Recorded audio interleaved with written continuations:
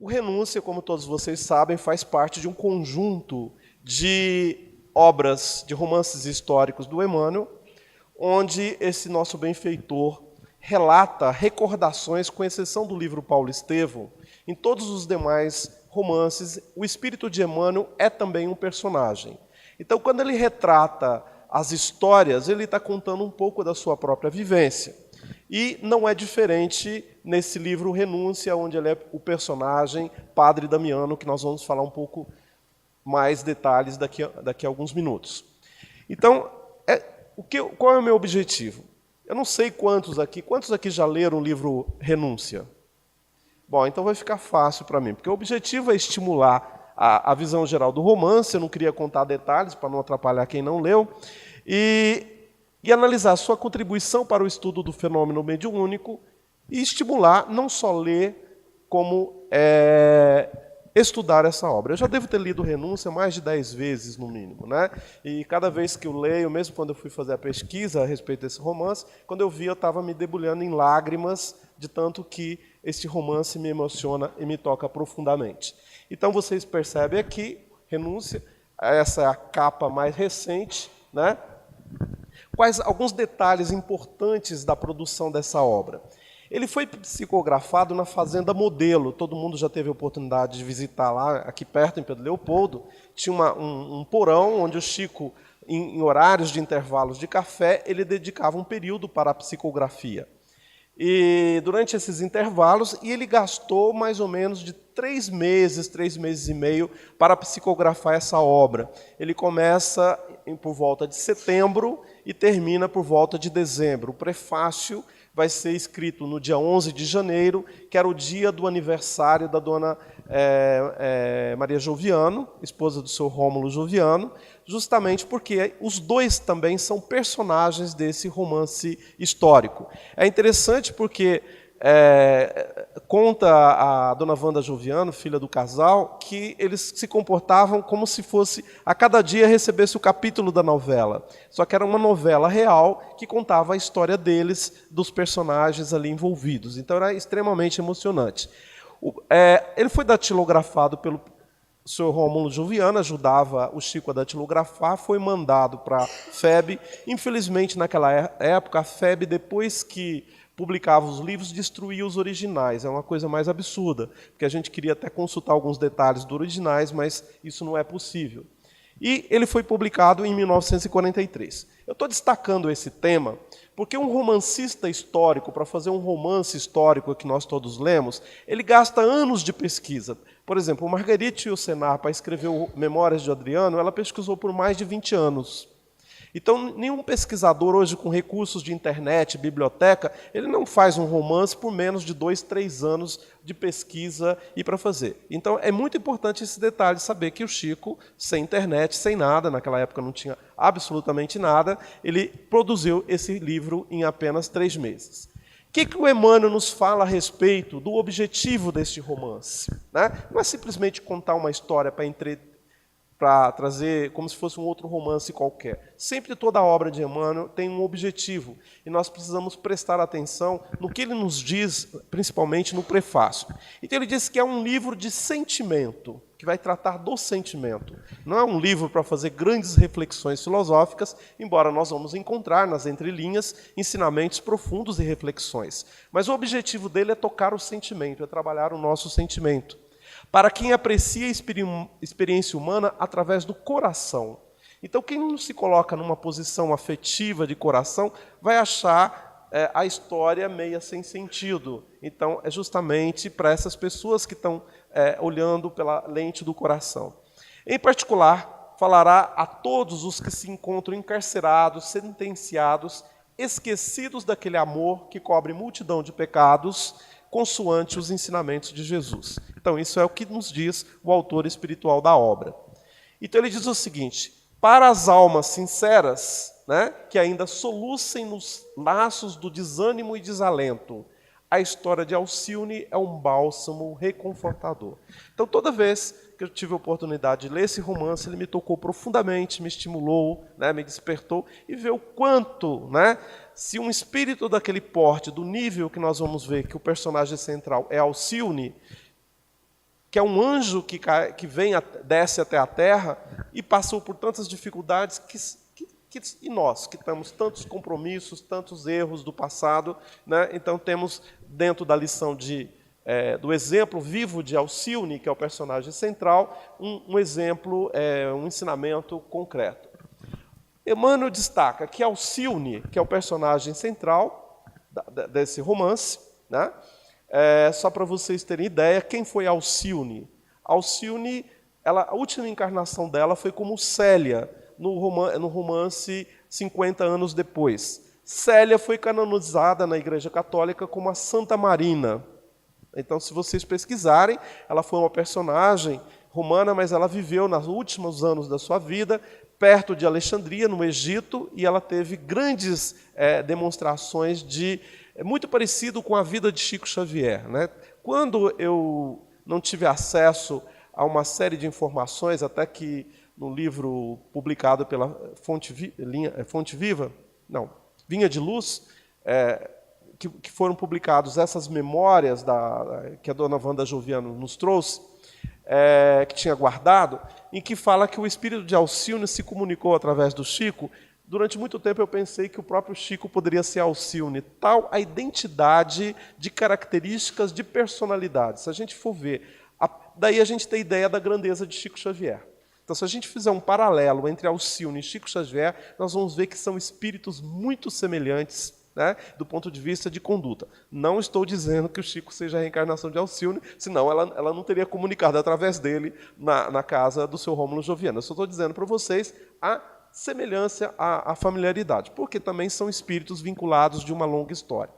Então, o Emmanuel nos diz o seguinte, que a psicologia de Alcione é bem mais complexa do que se possa imaginar ao primeiro exame. Porque no primeiro momento a gente poderia achar que simplesmente seria uma moça ingênua, bondosa, né? Mas não, é muito mais complexa a sua psicologia.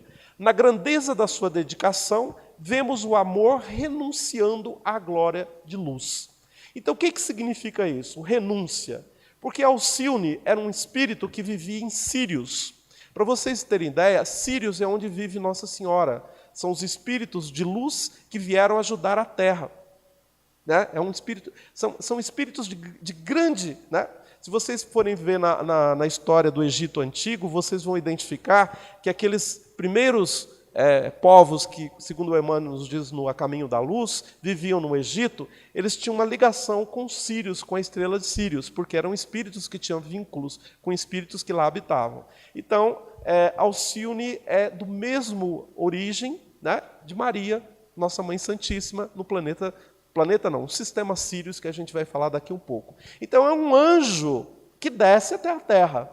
Então, ela renuncia toda aquela condição espiritual. Ela não precisa reencarnar aqui na Terra. Porque a gente acha que alguns espíritos, todo mundo que está aqui, precisou reencarnar. Não. Ao lado dos que estão aqui aprendendo, resgatando dívidas, a providência divina, na sua misericórdia, envia grandes espíritos. E o interessante é que, no caso de Alcione, ela passa quase que anônima na história. Se não fosse a narrativa de Emmanuel, ela não é um personagem que eu vou pegar no livro da história ou no livro da igreja e vou identificá-la como uma personagem. Ela passou oculta. Então, com certeza, deve ter muitos espíritos iluminados que estão aqui para assegurar alguma coisa, porque se fosse só nós abandonados na nossa tristeza, na nossa miséria moral, a gente estaria perdido. Então, a misericórdia divina permite que determinados espíritos de grande evolução moral e intelectual, Alcione, antes de se reencarnar na Terra, ela estava fazendo um trabalho interessante no campo da música, no sentido de desenvolver a música aqui na Terra. E se vocês perceberem, o período da encarnação, quando ela está fazendo esse trabalho, é quando vai ter um grande desenvolvimento na música clássica, que depois desse período vai surgir o Bach, vai surgir vários grandes compositores, né, que há uma mudança no ritmo e na melodia. Então, o espírito de Alcione, embora vivia em Sírios, colaborava com os espíritos da Terra no sentido de trazer avanços dentro da nossa música. Né? Tanto que na história, quem leu a história sabe que ela tinha uma ligação muito estreita com a música. Então, para vocês terem ideia, que não é que é um grande espírito que vai renunciar àquela sua condição por amor. Não é simplesmente pelo seu amado, porque muitas pessoas às vezes reduzem, tem a figura, ela pede para reencarnar, justamente para auxiliar um espírito que tinha um vínculo afetivo mais próximo a ela, como se fosse uma alma gêmea, mas não, ela vem também auxiliar um grupo de espíritos vinculados a ela, entre eles a sua mãe, seus pais da última encarnação que ela esteve na Terra, no romance 50 anos depois, o próprio espírito de Emmanuel, Padre Damiano, que é um espírito amigo de Alcione, né? Embora aparentemente parece que ele era o professor dela, mas na realidade ele que aprende com ela. E então a gente vê que ela vem numa missão, né? Não no sentido de coletivo, mas ela vem numa missão para auxiliar um grupo de espíritos que era vinculado a ela, que se perdia nas noites do tempo, né? Então ele diz o seguinte: com seu gesto, né, divino, a terra não é apenas um lugar de expiação destinado a exílio amarguroso, mas também uma escola sublime, digna de ser visitada pelos gênios celestes. Então você vê que a grandeza espiritual de Alcione é algo que a gente talvez não possa divisar, né? Então é um espírito que muito mais evoluído de todos esses que a gente possa imaginar, como a gente está acostumado, Bezerra de Menezes, Emmanuel, né? Então ela é um espírito que está muito acima deles, é um anjo praticamente que desce aqui na Terra, tá? Essa é a simbologia que Emmanuel nos passa. Então Alcione, que é a protagonista, Emmanuel é o autor do romance. Então na encarnação de Alcione, ele vai ser o Padre Damiano, que é um padre que vai estar exercendo suas atividades em Ávila. Depois eu vou mostrar aqui as fotos, inclusive da igreja onde ele trabalhava. No romance, 50 anos depois, ele havia sido Nestório, que era um escravo, né, que trabalhava para a família justamente dos pais de Alcione, que era o Elvio de Lúcius, que nessa encarnação ele vai ter outro nome, né? E Cirilo da Vempó, e que nessa encarnação atual, recente, foi o senhor Rômulo Juviano. E o Chico está envolvido nesse grupo de espíritos, né? Quem é quem? Aí eu não vou ficar fazendo elucubrações, porque essa história de quem Chico é reencarnação dá muito pano para a manga, eu não quero entrar nessa celeuma. Há várias hipóteses, todas elas bastante plausíveis, né? Embora difíceis de serem provadas, mas o que a gente pode inferir que Chico, como está aqui envolvido nessa encarnação com esse grupo de espíritos, com certeza ele em outras encarnações esteve vinculado a esse grupo de espíritos que é Emmanuel e essas outras pessoas que vão aparecer como personagem, entre eles Alcione. Ok? Então, só dizendo para vocês, quem é quem, isso é um detalhe que não nos importa tanto, quem Chico foi, né? O senhor Arnaldo Rocha faz várias referências, tem outras pessoas que têm outros pontos de vista, cada um a gente respeita, mas do ponto de vista doutrinário não vejo relevância. Só para vocês entenderem o pano eu estou colocando isso daqui, né, quem já leu o romance vai recordar um pouquinho, que a história começa em Sírios, né? Alcione vai numa região de um plano espiritual, não em Sírios, mas mais próximo à Terra, encontrar, né, o Pólux, que é um espírito ligado a ela, que estaria preparando para reencarnar. Quem é Pólux? Pólux havia sido Ciro, no livro Romance 50 anos depois, que tinha sido cristão. Inclusive morreu no circo lá comido pelas feras. Já tinha tido contato. Foi o Ciro que introduziu o cristianismo a Célia. Mas ele se perdeu na sua história. Ele vai... após essas encarnações, sírios se comprometem, principalmente dentro da igreja cristã. Então, é um espírito que se tem grandes qualidades, mas ele teve grandes comprometimentos. Daí a gente pensar, mas será que um espírito regride? Não, não regride. É quando um espírito ainda não consolidou a sua evolução, se ele vem num contexto menos favorável, ele fracassa. Mas não significa que ele está regredindo, é porque ele ainda não consolidou a sua evolução. Não é o caso de Alcione. Alcione vem, ela sofre dificuldades, né? Segundo, quando ela pede para reencarnar, o anjo lá do gabinete celestial diz para ela: você vai lá para a Terra, mas você está sujeita às influências do planeta, às leis biológicas do planeta, né? Então nós reencarnamos aqui, mesmo um espírito evoluído, ele vai sofrer essas influências. No caso nosso, essa influência é menos visível, porque a gente está muito no mesmo nível aqui do planeta. Mas para o espírito, imagina se para Alcione ela sofreu isso, imagina o que seria a encarnação do Cristo aqui na Terra, como que ele sofreu a influência, o constrangimento da reencarnação. É como se a gente tivesse que descer lá no fundo das fossas abissais hoje dos oceanos, né? Então a gente descer, a gente iria sofrer influências. Então, Alcione, por volta do ano 1653, a gente fez um estudo, calculou todas essas datas pelas informações, né? Então, como é que é o plano da história? A história começa com 2 grupos de família. Um grupo na Espanha, que é a família Villamil, que todos vocês conhecem, ligado à rainha Teresa, que vai casar com Luís XIV, né?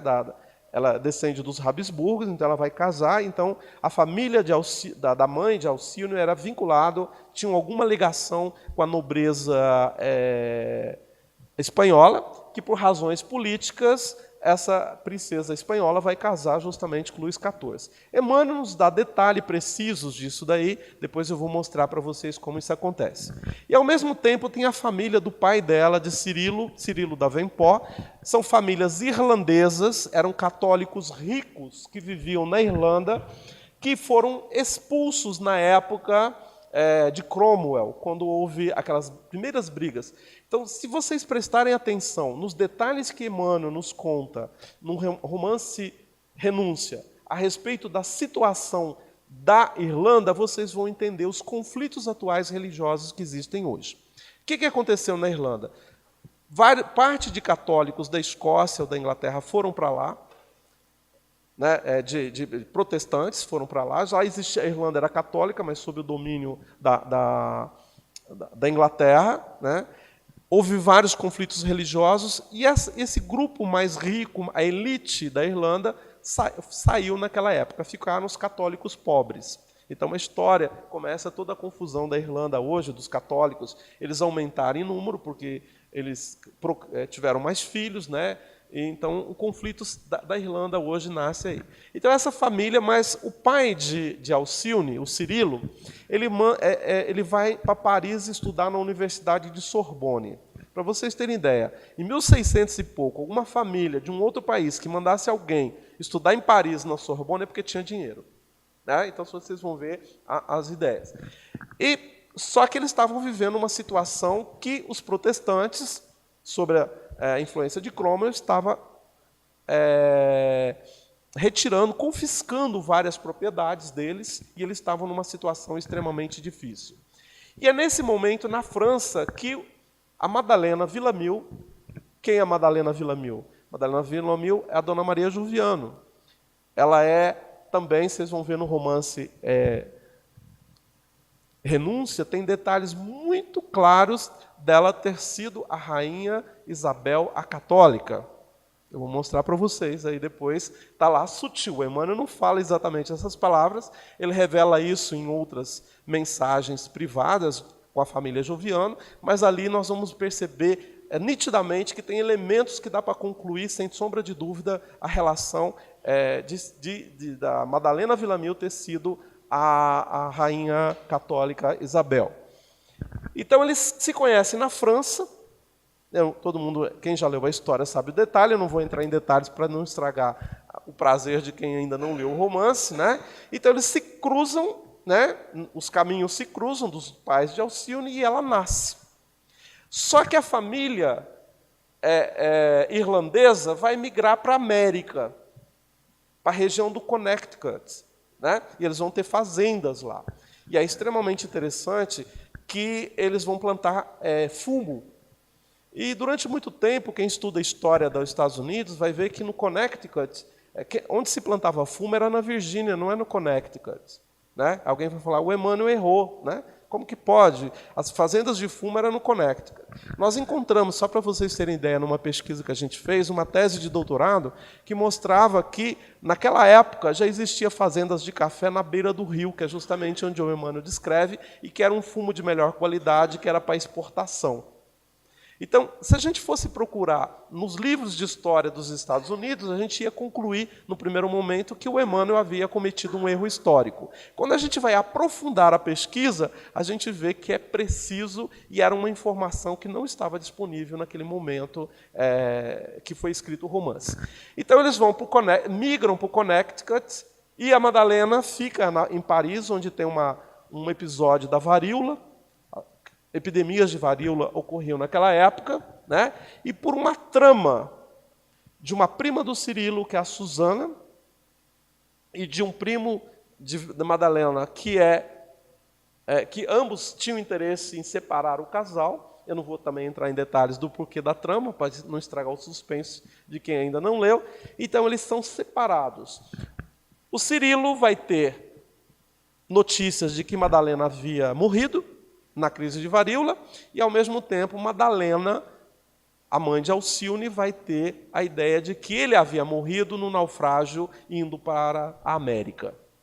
Com isso, ela vai para a Espanha, em Ávila. Por que Ávila? Porque ela havia estudado no colégio lá em Ávila, né, quando era menina na infância. Ela tinha uma ligação, e ela migra, ela vai junto com seu primo, que depois desencarna e vai reencarnar como um filho de um casal escravos, e que ela vai cuidar a ligação, né, o Robi, que é um personagem. Então, Alcione vai crescer na Espanha, em Ávila, quando menininha ainda, ela chega lá praticamente bebê, e é onde ela conhece o padre Damiano, que é o Emmanuel. Então, é muito bonito a gente ver a descrição que o Emmanuel faz a respeito de como que era Alcione enquanto criança, que era uma criança diferenciada. Então, ele já percebia a sutileza, a grandeza espiritual daquela jovem que convive com Emmanuel. Então, vocês percebem que Emmanuel, enquanto padre Damiano. Só que, nessa história, o padre Damiano tinha um sobrinho, que era irlandês, né?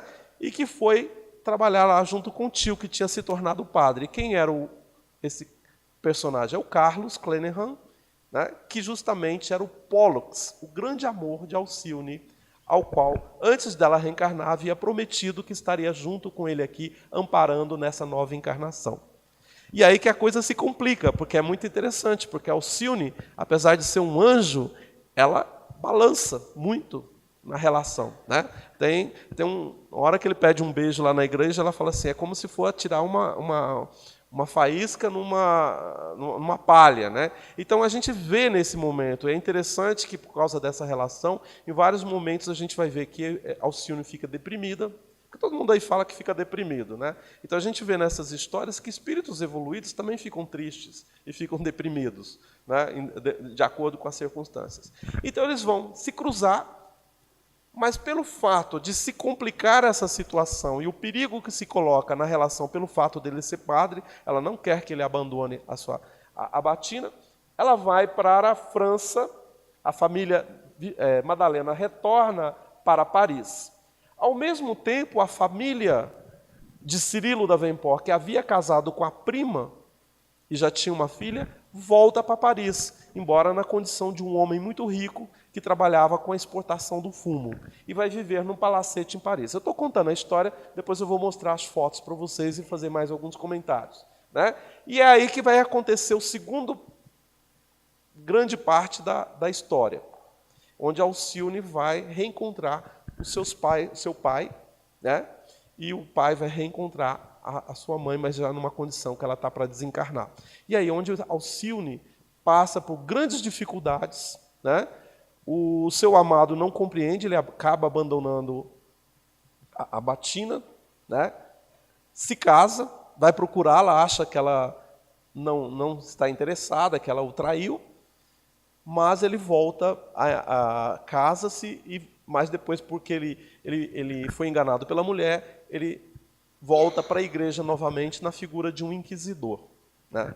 E o encontro final vai se dar depois, ele enquanto inquisidor e Alcione enquanto perseguida, porque Alcione, depois que seus pais morrem, ela entra no convento das Carmelitas. Eu estou contando essas histórias pelo seguinte, vocês estão vendo que são vários lugares que passam esses cenários. Então, na Espanha, em vários momentos, em Ávila, em Madrid, em Granada, na Irlanda, na América do Norte, em Paris, em 2 momentos bem distintos.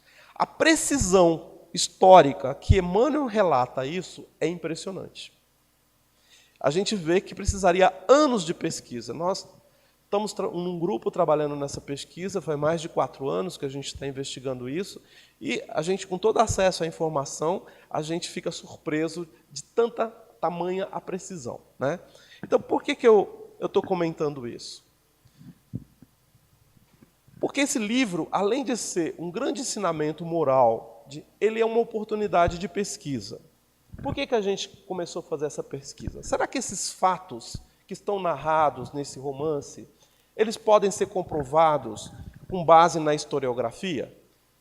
Claro que um diálogo entre 2 personagens, não tem como, isso não está registrado na história. Okay? Quando eu falo fatos, são aquelas coisas independentes, fatos que eles citam, acontecimentos, lugares, né? Referências a acontecimentos ou personagens históricos. Então, a primeira pergunta é essa. E a segunda pergunta é se o médium poderia ter tido acesso a essas informações naquela época. Porque todos os que combatem o fenômeno da mediunidade sempre querem reduzir a explicação de qualquer fenômeno ou uma fraude, né? Não, Chico escreveu esse romance, mas ele que inventou essa história. Mas eu vou mostrar para vocês que tinha informação que não existia na época, só foi descoberta depois. Não, o Chico não tinha conhecimento, mas ele tinha muitos amigos, o Clóvis Tavares, o professor Cícero Pereira aqui, que poderia ter informado para ele várias coisas. Não, ele captou, né, vai lá Quevedo, ele captou os pensamentos de alguém e escreveu. Então a gente sempre vê que o pessoal tende a reduzir o fenômeno da produção do livro psicográfico a uma coisa da mente. E o que a gente vai mostrar aqui para vocês é que tem uma série de fatos comprovados que não eram possível ninguém contar para o Chico, nem muito menos ele pesquisar, né? Que são informações que mostram que tinha uma fonte externa que estava ali passando essa informação. Ou seja, essa fonte, obviamente, era o Espírito de Emmanuel, para nós, né? Mas do ponto de vista de quem pesquisa essa área, talvez então não dá para explicar com todas essas teorias que aqueles que tentam refutar o fenômeno da mediunidade, né? Deixa eu dar alguns exemplos para vocês aqui. Nós trabalhamos com essa hipótese que os fatos são verdadeiros, e alguns deles podem ser comprovados. Nem todos têm documentação possível para a gente achar e comprovar, né, buscando dados. O médium não poderia ter tido acesso à maior parte dessas informações. Eu nunca me esqueço, uma jornalista da Super Interessante, quando nos entrevistou, né, eu contando esse episódio de que essa referência que a fazenda do Cirilo, pai de Alcione, no Connecticut, nos Estados Unidos, produzia café, e a gente só confirmou essa informação com a tese de doutorado que existe lá nos Estados Unidos, publicada em 1936. Ela falou, então o Chico poderia ter tido acesso a isso. Eu falei, minha filha, você é da era da internet. Vocês sabem o que é? Em 1942, você pegar uma tese de doutorado produzida lá nos Estados Unidos, você não tem ideia do que você está falando, né? Na década de 80, quando eu estava na universidade, fazia pesquisa, quando a gente queria pegar um artigo científico publicado no exterior, ou uma tese, gastava no mínimo 6 meses. Né? A gente mandava uns selinhos, vinha microfilmagem. Então, essa geração, né, eu falei para ela, você não tem ideia do que você está falando, né? Só para vocês terem noção da questão. Então, o médium não poderia ter, e a produção se deu a partir de informações externas. O que a gente mostra nesse estudo é que não dá para falar que aquilo foi do Chico, ou foi de alguém que estava perto do Chico, ou de algum livro que ele se baseou. Vamos aos fatos, né? A gente identificou essas fontes, a gente procurou vários documentos, livros, fomos em locais que eu vou mostrar aqui para vocês daqui um pouquinho, né? Então, por exemplo, Sírius. Sírius, Emmanuel relata Sírius como sendo uma estrela de 3 sóis. Hoje está saindo aí, vocês foram ver na internet, hoje meu filho falou para mim que acharam um planeta aí que tinha 4, ele ficava num lugar que tinha 4 sóis. Ele fica sempre no verão, esse planeta, né? Então, Emmanuel fala que Sírius era só 3 sóis. Em 1942, os conhecimentos astronômicos falavam que Sírius era uma estrela binária, e não de 3 sóis. Então, esses espertinhos aí que vai pesquisar na internet rapidinho, falam, olha, Emmanuel errou, né? Porque tem um bando de pessoas aí, falo bando mesmo, né? De pessoas criticando a obra de Emmanuel, né? Esses dias mesmo recebi um e-mail comentando a respeito disso. Então, se vocês vão ver vários sites na internet de pessoas espíritas, né, criticando a obra de Emmanuel.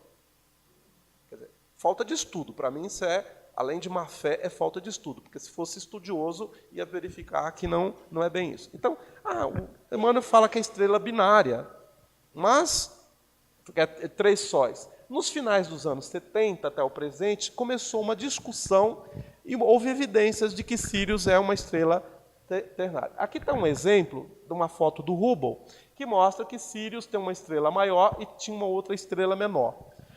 O Hubble não conseguiu identificar a terceira estrela, porque se uma está escondida atrás da outra, pela luminosidade não dá para ver. Né, como vocês estão percebendo aqui, a estrela maior. Mas estudos feitos pelas perturbações das órbitas, com base em computadores mais recentes, foram publicados no final da década de 90, estudos mostrando que tem que ter uma terceira estrela. Isso foi publicado agora, no final dos anos 90. Como que Chico poderia ter falado? Existiu uma pesquisa de um antropólogo francês que foi na África, que encontrou uma tribo que se referia a Sírius, e que falava que Sírius é uma estrela ternária. Alguém falou, o Chico deve ter lido isso. Só que a pesquisa foi feita no final dos anos 40, muitos anos depois de publicada a obra. Não tinha como ele ter tido acesso. Ou seja, eu só estou mostrando para vocês uma informação que não é óbvia, né?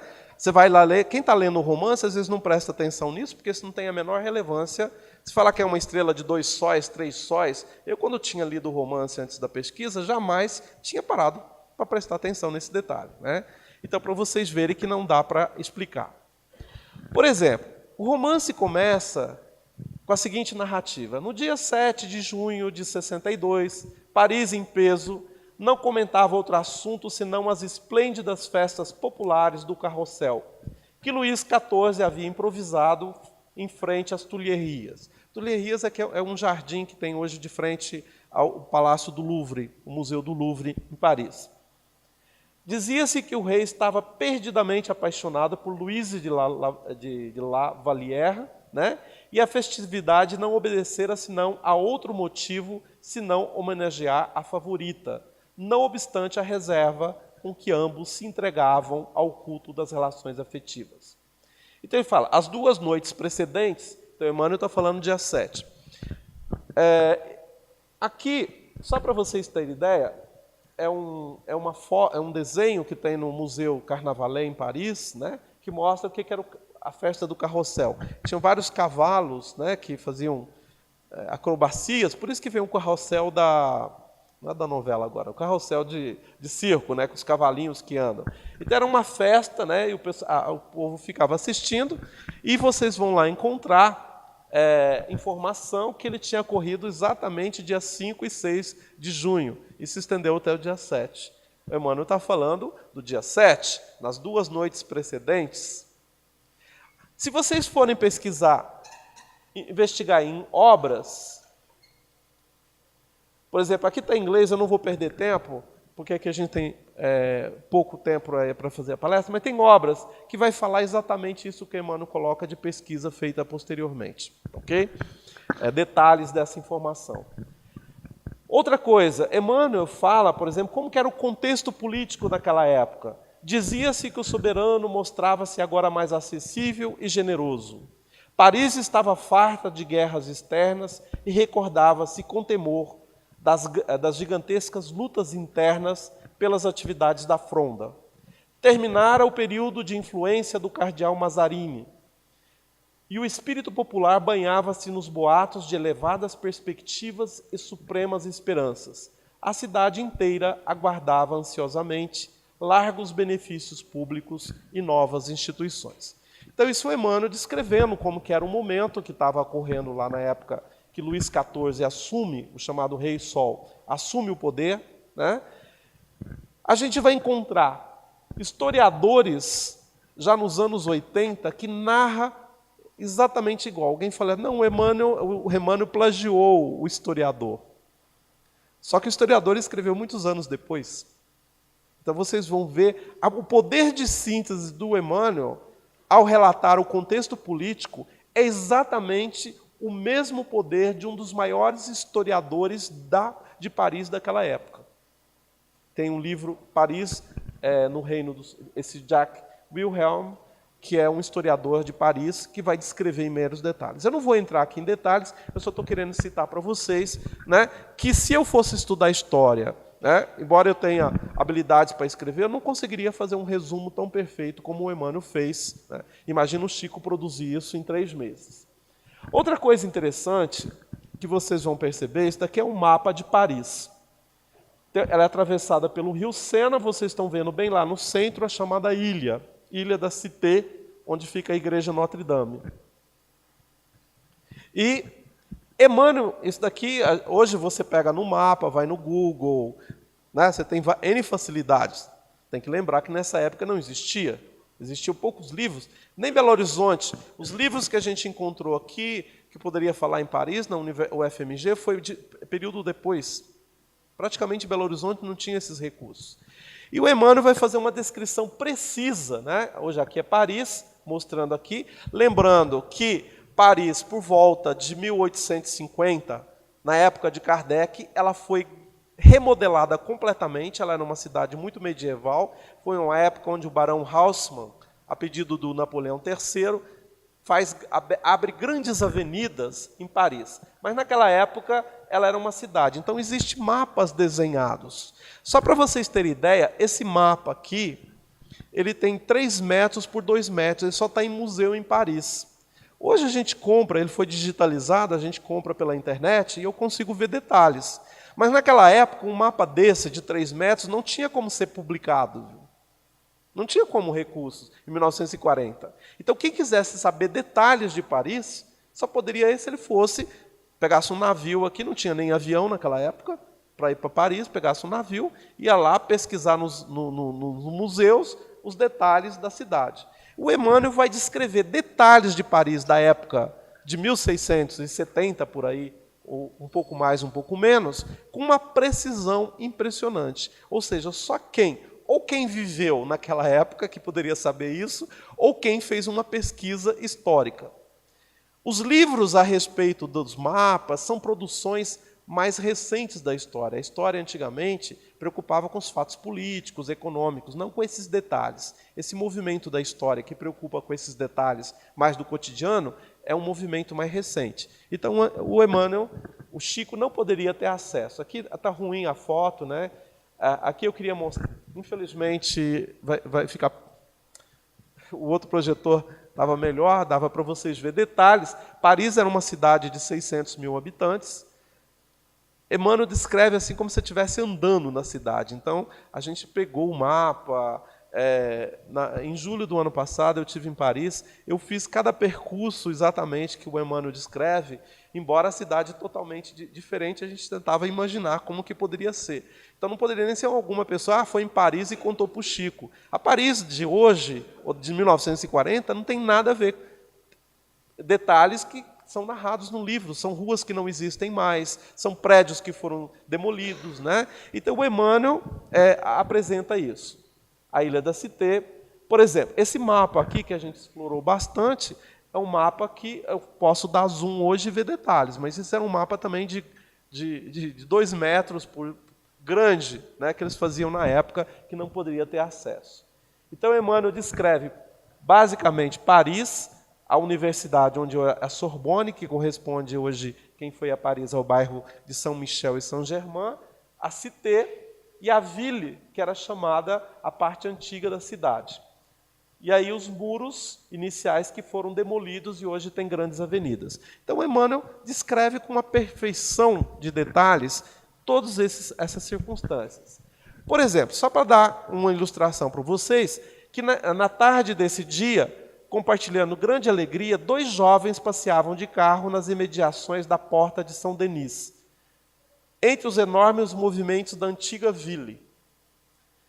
Depois ele vai falar que ela estava com Susana,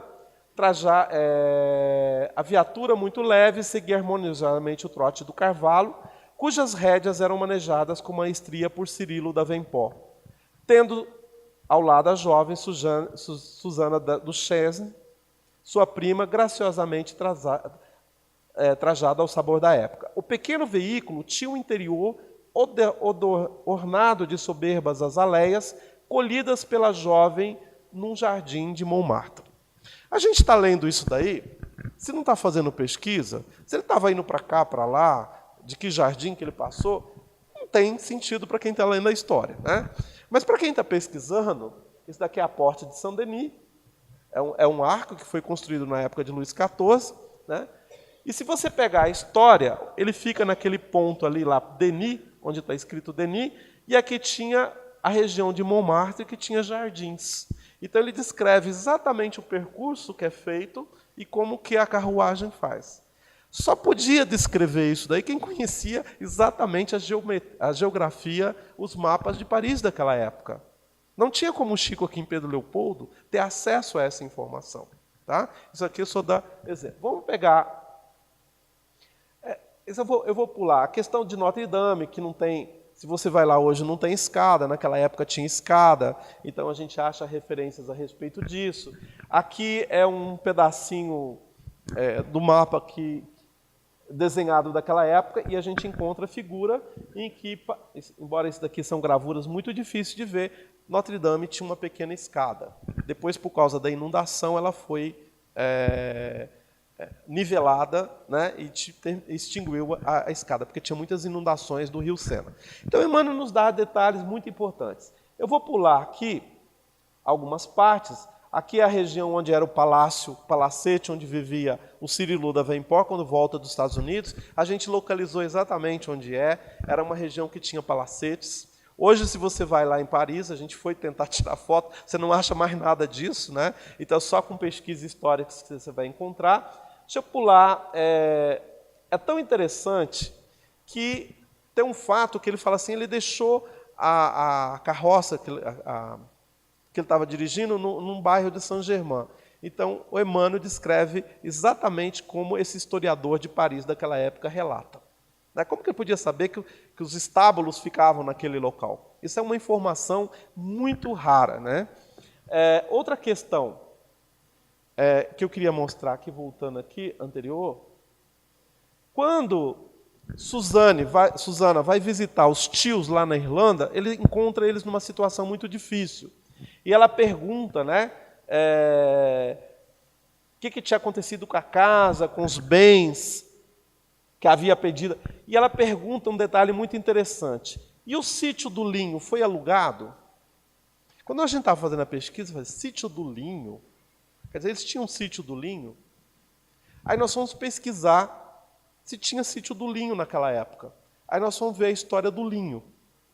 A história do linho, das grandes fábricas de linho, começou na Irlanda, principalmente por volta de 1700, final do século, uns anos depois de onde se passa essa história, porque isso daí se passa no ano 1662. O que aconteceu? Os huguenotes franceses, que eram tecelões, haviam sido expulsos da França, e porque eram protestantes, vão para a Irlanda do Norte, onde é Belfast. E lá eles montam, né, toda a plantação de linho e toda a tecelagem de linho. Depois eles migram para os Estados Unidos e faz a grande indústria do linho nos Estados Unidos. Isso é o que se tem na história. Só que ela está falando que tinha um sítio do linho em 1662. Alguém poderia falar assim, olha, o Emmanuel errou no tempo. O linho surgiu mais perto dos 1700, lá pelos huguenotes.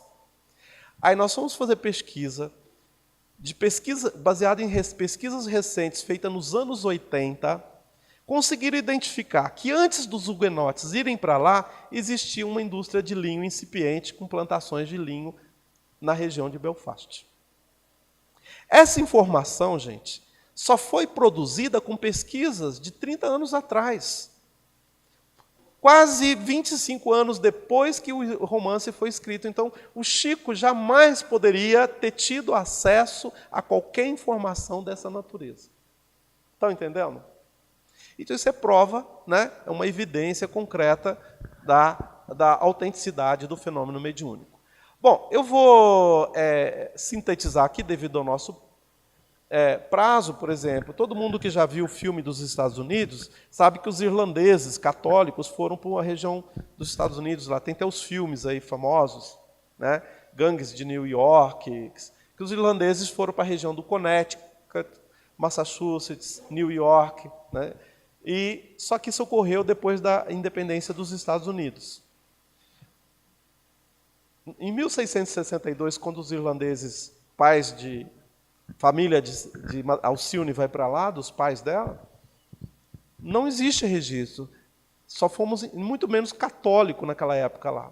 Aí nós encontramos livros, né, que confirmam tudo isso, que não tem nos Estados Unidos. Só fomos encontrar livros no Canadá, dos jesuítas canadenses, que às vezes faziam incursões naquela região e faziam os cultos. Então alguém vai falar, mas o Emmanuel falou que tinha padre lá no Connecticut nessa época, isso não existia.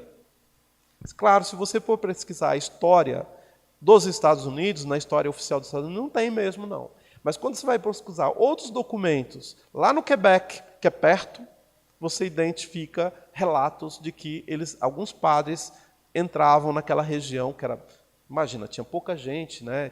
Eles eram muito amigos dos índios, então você tem a confirmação. Bom, eu vou passar aqui só para mostrar para vocês, a gente achou, aqui não está dando para ver, a gente achou o túmulo de uma possível lápide de uma cunhada do Cirilo da Vempor, só estou dando exemplo para vocês, né? Ávila, vou mostrar mais as fotos. Isso daqui é Ávila, é uma cidade medieval que tem vários torres. Emmanuel descreve isso com uma precisão muito grande, né? Isso daqui é uma foto, isso daqui visto do Google. Eu queria que vocês observassem aqui. Aqui é o centro de Ávila. Aqui vocês estão vendo um rio. E é nessa região aqui que o Emmanuel descreve que nós conseguimos identificar pela posição do Emmanuel onde era a chácara de Madalena Villamil, né?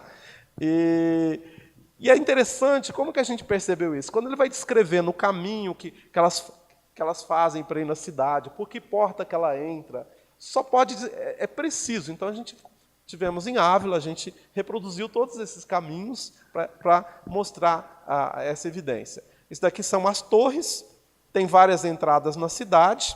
Essa aqui é a entrada, fica perto, chamada de São Vicente. E aqui uma foto que a gente tirou, né, da região, segundo o Emmanuel, seria o sítio de Madalena Villamil, onde ela vive. Depois ela muda para a cidade. As características do terreno batem, enfim, tá? Tem coisas bastante impressionantes.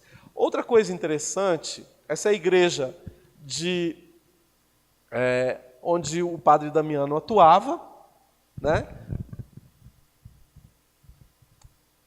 E aqui a igreja interna onde ele atuou, a gente bateu essas fotos, né, para vocês verem.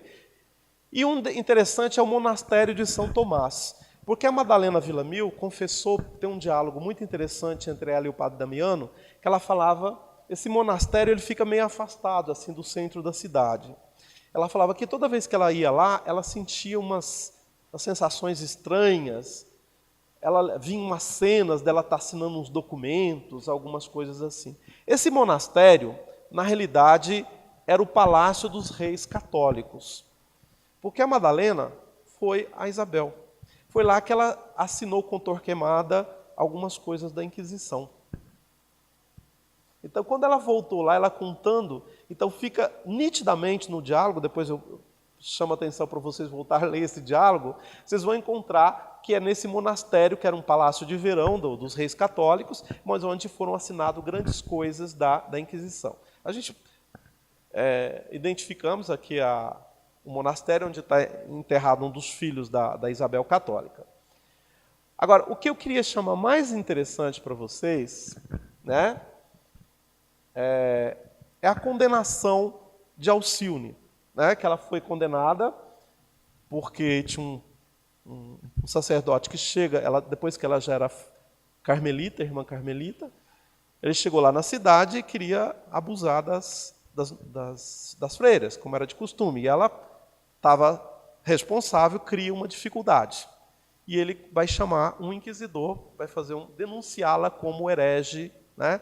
Então ele fala: e como iniciasse o sumário dos pontos essenciais da futura sentença, o Frei Osório continuou: pela sua desconsideração aos nossos teólogos mais eminentes, porque Alcione lia diretamente o Evangelho, o que a gente fala aqui no Belo Horizonte, o miudinho, né? Os trechos, poderá ser acusada de rebelde e traidora dos princípios da fé, partidária dos diabólicos luteranos, passíveis das mais fortes represálias. Ele diz assim: por suas interpretações audaciosas do Novo Testamento, a ponto de seduzir diversas companheiras para o seu cisma, a senhora deverá conhecer naturalmente uns tantos segredos da velha magia.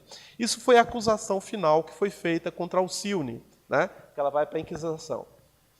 Ele diz ainda, o padre lá que está acusando ela: a senhora tem desviado, na qualidade de subpriora, inúmeras e preciosas dádivas feitas ao estabelecimento, graças a um serviço desordenado de falsa piedade pelo próximo, com descaso completo aos interesses de Deus. Então ela vai ser acusada, né, perante, e vai ser levada para Madrid, no Tribunal de Inquisição. Uma colega nossa, pesquisando na França, ela chamava Maria do Jesus Crucificado. Então nós conseguimos identificar um documento da época em que tinha a só Maria Rosa Clara de Jesus Crucificado, religiosa fuera de clausura. Por quê? Porque Alcione, embora as carmelitas tinham que ficar na clausura, vocês vão ler no romance que ela saía para ajudar a comunidade, né? Originária de Madrid, porque depois ela vai para Madrid, seguida em tribunal da Inquisição por hipócrita e embusteira fingidora de santidade, né? Infelizmente o documento está corrompido, todo deteriorado, a gente não conseguiu ter acesso em dados maiores para confirmar isso daí. Então, o que eu queria concluir aqui, já tenho 1 minuto aí para terminar, que a maioria dos detalhes foram confirmados, embora haja limitação. Eu falei, por exemplo, esse documento da Inquisição, da Maria Rosa do Jesus Crucificado, ele está todo carcomido, não tem como você consultá-lo. Mas a gente encontrou um número suficiente de informações que, em hipótese alguma, teria alguma explicação razoável de como o Chico poderia ter tido acesso a essa informação. Eu estou dizendo isso para nós espíritas, né? Tem um peso importante, além da curiosidade, no sentido de que uma evidência da autenticidade da obra mediúnica. Eu já pesquisei produções mediúnicas de outros médiuns, até de reconhecido renome aí, e que que não se sustenta com esse tipo de pesquisa. Então isso leva uma credibilidade, quer dizer, por que Emmanuel começa pelos romances históricos? É porque através desses romances, ele vai plantando. Por que ele dava certos detalhes? É a pergunta que eu faço. Porque pela história, aqueles detalhes não tinham a menor relevância. Por que ele planta certos detalhes que permitiu a gente achar depois a comprovação disso e que não poderia ser? É porque é um material rico para a gente estudar e pesquisar e mostrar a autenticidade do fenômeno mediúnico, né? E mesmo que ele fosse escrever esse romance hoje, ninguém daria conta de, em 3 meses e meio, 4 meses, fazer levantamento de todas essas situações históricas diferentes e escrever. Tá? Então eu estou mostrando aqui para vocês, para a gente finalizar, que esse romance Renúncia, ao lado do aspecto moral, do sentimento que ele desperta em cada um de nós, a ideia de que nós não estamos abandonados aqui nesse vale de trevas e sofrimento, né? Que nós estamos aí sendo amparados pela providência divina, que nos envia periodicamente espíritos de níveis como Alcione. Ao mesmo tempo, ele serve, né, para nós espíritas mostrarmos e pesquisarmos a autenticidade do fenômeno mediúnico. Okay? Muito mais rico do que às vezes a gente vê até na própria referência que o Kardec tenha feito. Esse trabalho a gente vai publicar uma obra pela Federação Espírita Brasileira, contando esses detalhes para o público espírita. Vai ser uma edição com essas informações, mostrando para vocês, embora a gente não tenha a pretensão de convencer o público espírita, porque ele já está convencido, né? Os artigos mais rigorosos científicos a gente vai publicar em coisas científicas, não é para o público espírita. Ninguém aqui está pondo em dúvida o fenômeno mediúnico, mas a gente tem que produzir tipo de estudos que mostram que não dá para reduzir os fenômenos mediúnicos a simples teorias que vai explicar o funcionamento mental ou tipo de embuste. Não tem. Todas as alternativas que arranjam para explicar a mediunidade de Chico Xavier não dá conta de explicar isso que nós encontramos nesse estudo pesquisado. Ou seja, o fenômeno, né, há uma evidência forte de que ele tenha sido produzido por influência externa de um espírito que viveu naquela época. E quem é esse espírito? Emmanuel, né? Então, quando vocês vão ler os romances de Emmanuel, ele vai falar sempre que as velhas recordações, quer dizer, ele viveu nesse período, ele dá detalhes. Eu contei aqui para vocês, assim, 1/20, tem centenas de... Claro que tem informações que são verdadeiras, mas não tem a força, né? Falar, dezembro era inverno. Todo mundo sabe que em dezembro é inverno na Europa. É a informação verdadeira, mas uma pessoa mais ingênua. Mas isso não tem uma relevância do ponto de vista da pesquisa. Portanto, concluindo a minha fala aqui com vocês, eu gostaria de convidá-los, quem não leu o romance, a ler o romance. Quem já leu, a reler com outro olhar, prestando atenção nos detalhes que eu falei para vocês, tá? E espero contar com a vibração de vocês, torcer para a nossa equipe, para a gente conseguir terminar contento, porque a gente está com muita dificuldade, essa obra que vai ser publicada pela FEB, que vai ter esses detalhes a respeito do romance, né? Que a gente consiga também mostrar isso para a comunidade não espírita, né? Porque é isso que é importante. Esse tipo de pesquisa mais rigorosa não interessa, não é objeto do centro espírita, não é papel do centro espírita fazer pesquisa. Isso é justamente dentro do campo da ciência, está surgindo vários estudos feitos a esse respeito. Então, agradeço a atenção de vocês. Infelizmente, a apresentação ficou um pouco prejudicada pela qualidade das figuras, né? Mas é extremamente enriquecedor e emocionante. Em julho eu tive a oportunidade do ano passado de visitar a Ávila, então quando você chega lá e entra, sente aquele clima e vê os lugares e começa a medir com os seus passos a caminhada que as pessoas fizeram, começa a ter a dimensão e começa a recordar o exemplo daquelas criaturas, e isso nos tocou, nos deixou assim profundamente emocionados, né? E eu sempre tenho em Alcione um espírito de que em momentos difíceis, né, a gente pede que ela nos ampare, nos oriente, né, se a gente tiver esse merecimento.